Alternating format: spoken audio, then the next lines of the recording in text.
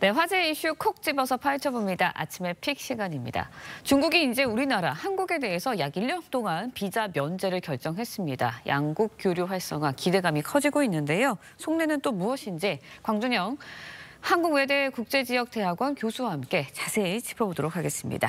안녕하세요. 안녕하세요. 네, 일단 중국 정부가 한국인에 대해서 비자 면제를 깜짝 발표를 했습니다. 근데 중국에 주재하는 우리 대사관도 몰랐다고 하고요. 네. 이게 쌍방이 아니라 일방적인 면제거든요. 그렇죠. 배경이 어디에 있을지 여기에 관심이 쏠려요. 원래 이렇게 비자 면제 같은 건 굉장히 큰 사안이고 그렇죠. 양국이 오랫동안 그 협의를 진행을 해서 발표를 하는데 그런 면에서 보면 이제 관례를 깬 건데요. 왜 네. 하필 이 네. 대목에 이런 일이 벌어졌을까를 생각을 해보면 우선 이번에 8개 나라에다가 우리나라를 더해서 9개 나라를 비자 면제 대상으로 풀었습니다. 그리고 네. 작년에도 주요 유럽 국가들을 풀었거든요. 그렇다면 전체적인 흐름으로는 국내 경기 내수 활성화, 관광산업 네. 개방 뭐 이제 이런 쪽으로 초점을 맞춘 걸로 보이는데 사실 이번에 다른 국가들은 주로 유럽 국가들이고 소국이에요. 인구 소국. 그런데 이제 한국에다 푸는 데는 다른 의도가 있는 거 아니냐를 생각을 해볼 수가 있는 거죠. 네. 잘 아시다시피 우선 최근에 그 북러가 가까워지면서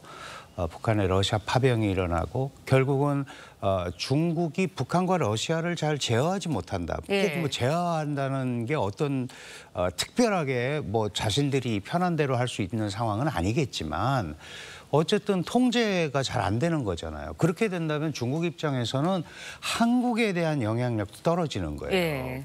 북러에 대한 영향력을 근거로 한국에 대해서도 그런 걸 행사를 해야 되는데 안 된단 말이죠. 그러면 결국은 이런 것들이 장기적으로 보면 한미동맹 강화, 북한미일 삼각협력 강화가 일어날 수밖에 없고 그렇죠. 그렇다면은 그거는 중국한테 유리할 게 하나도 없잖아요. 그런 가운데 중국은 늘 무슨 생각을 하냐면 한미일 중에서는 한국의 고리가 제일 약하다.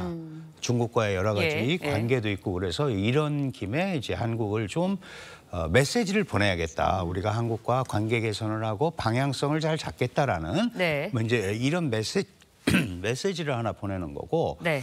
또 하나는 금방 말씀하신 대로 이 반간첩법 이런 게 우리 교민이 하나 다 걸렸단 말이죠. 그렇죠.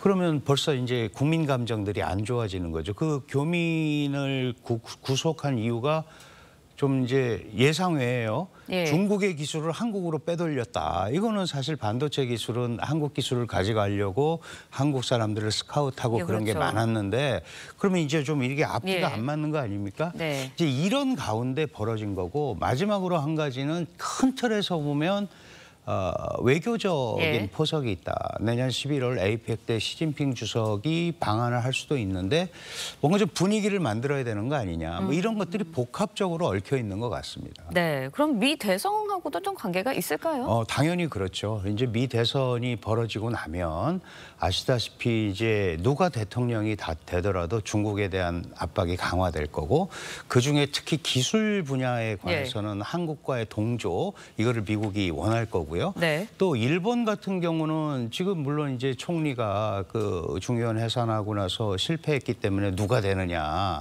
이시바 총리가 굉장히 어려움에 처해 있지만 어쨌든 끝나고 나면 미일도 만나서 그림을 그릴 거고 그거는 99.9% 대중 견제의 폭이 강해진단 말이죠. 그렇다면 한국이 그쪽으로 좀 안 갔으면 좋겠다라는 메시지를 이런 우회적으로 보이는 게 아닌가 이렇게 생각이 듭니다. 네, 이번엔 짧게 여쭤볼게요. 그런데 이번 무비자 정책에 미국과 일본은 포함되지 않았거든요. 이건 어떤 의미인가요? 네, 이거는 이제 그 미일이 사실은 관광객도 오려면 훨씬 많이 오고 그런데 그 안 한 이유는 한국이 우선 그 한미일에 끼지 않도록 하는 조치를 먼저 한다면 미일 같은 경우는 나중에 해도 되는 거고 선거도 안 끝났고 일본 총리 확정도 아직 안 된 상황이니까 그때까지 좀 기다려보겠다 이런 생각을 하는 것 같습니다. 네, 근데 외교 관계라는 게 주고받는 게 굉장히 확실한 관계잖아요. 그렇다 보니까 중국이 우리한테 비자 면제를 해줬다. 그러면 또 우리도 뭔가를 해줘야 되는 거 아닌가라는 생각이 드는데 여기에 대해서는 어떻게 보세요? 그래서 사실 교섭을 한 거죠. 예전부터 중국은 계속 그걸 요구를 해왔고 우리는 출입국 관리국, 법무부, 외교부가 난색을 표명했거든요. 예. 이제 그렇지 않아도 그 전에 불법 체류자라든가 이런 부분들이 많아서 그래서 상대방이 그렇게 했다고 그래서 우리가 꼭 할 필요는 없습니다. 왜냐하면 그 상호주의고 만약에 문제가 안 생긴다고 판단이 되고 그런 그룹이 있다면 할 수 있지만 중국이 저렇게 했으니까 우리도 해야 된다 이런 거는 성립할 수 없는 것 같고요. 그런 부분에 대해서 정말 필요하면 한중이 교섭을 해야겠죠. 네, 알겠습니다. 국내 여행 업계도 조금 들썩이고 있습니다. 중국 여행 수요 늘고 또 젊은 층 유입 늘 거라는 기대감. 그러면 또 수익 창출이 좀 이어지는 거 아닌가라는 기대감도 있는데 여기에 대해서는 어떻게 전망하세요? 네, 당연히 그렇죠. 중국이 아마도 표면적으로 가장 큰 기대를 하는 거는 국내 여행 산업 활성화할 겁니다. 특히 시진핑 주석도 항공 산업이라든가 이런 것들의 활성화를 계속 얘기를 했거든요. 비행기가 많이 다니려면은 국외에서 또 많이 와야 됩니다. 그런데 그동안 워낙 가기가 불편하게 돼 있었잖아요. 기록할 것도 많고 비용도 많이 들고. 그럼 이제 당장 중국에 가면 우리가 쓰는 SNS나 이런 게 터지질 않아요. 포털 사이트가.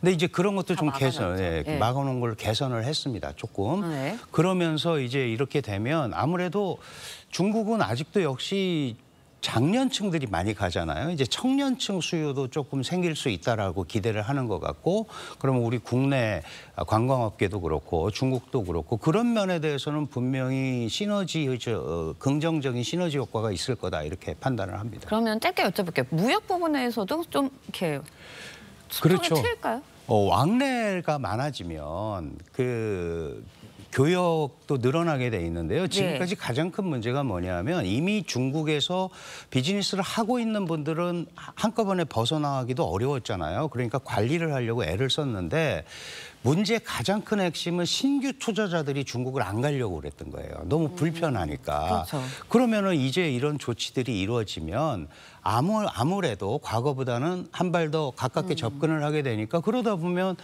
비즈니스 할 수 있는 아이템도 생기게 되고 교류가 조금 더 활성화돼서 그런 것들이 무역이라든가 경제 교류로 이어질 가능성은 충분히 있다 이렇게 봐야 될 것 같습니다. 네, 민간 교류, 경제 교류에 대한 기대감도 커지고 있는데 그렇다면 정치 교류, 한중 간의 관계 개선 어떻게 이루어질까요? 네, 지금 전반적으로 한중 간의 관계 개선 분위기는 흐름을 타고 있습니다. 2022년 발리 윤석열 대통령 시진핑 회담에서도 잘해보자 그랬고 그러다가 작년 1년에 어려움을 겪었다가 올해 5월 26일 날 한일중 3국 정상회의에 리창 총리가 왔었고요. 그거를 협의하기 위해서 우리 조태열 장관이 단독 방문을 해서 중국 외교부 장관과 얘기를 했단 말이죠. 그러면 이런 전반적인 분위기는 어떤 한중 관계 안정적 관리라는 차원에서 분명히 물꼬를 텄는데 핵심은 어디에 있냐면 한중 관계의 가장 큰 문제는 북핵 문제.